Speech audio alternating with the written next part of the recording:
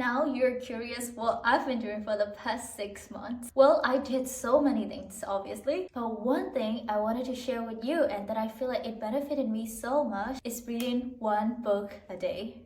Hello everyone, this is Rachel and welcome back to my channel again. I'm a student at University of Manchester and I create blogs and videos about student life and tips that I found helpful in my study abroad journey. You may be wondering how I read one book a day because it's nearly impossible, right? Well, I've been reading book summaries and I challenge myself to read one book summary a day because I want to get rid of my bad habit of mindless scrolling on social media. Let's be real, social media is very addictive and it's even harder for me to get rid of it because most of my work is on social media. And I'm not gonna lie, I'm one of those people who always want to check notifications. I try to get rid of it by using timer apps, deactivating social media, having a 48-hour social media detox challenge, and a lot more. Trust me, I've tried so many methods to reduce my social media time, and one thing I've learned along the process is that instead of blocking social media away, it is easier to substitute bad habits with more productive habits. Then I downloaded this app called Shwe Note because I'm not gonna lie, I've been seeing the advertisements all over the internet and I wanted to try and see whether it's actually worth the hype. So for those who don't know, the app is a book summary app of international best-selling books. I downloaded it almost a year and a half ago and they have a free version and a premium version. To be honest, I don't really like the books in the free version, so I purchased a 1-year premium version which cost me around £40 with Apple Pay. Good thing,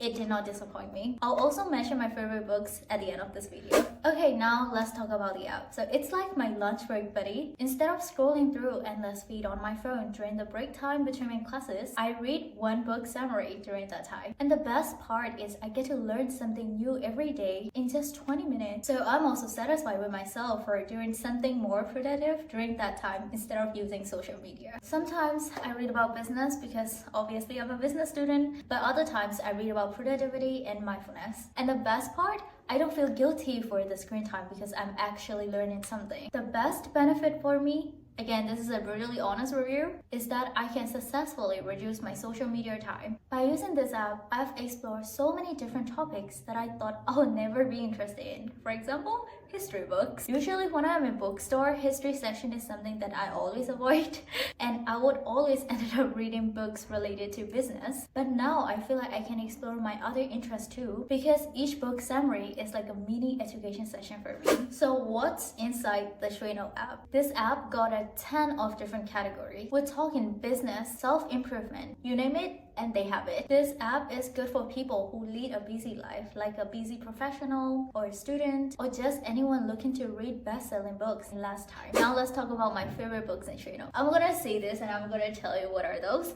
So one is the Atomic Habits. That one is so good if you want to build productive habits. Number 2 is Think and Grow Rich. Again, another best-selling book. And the third one is One Breath Becomes Air.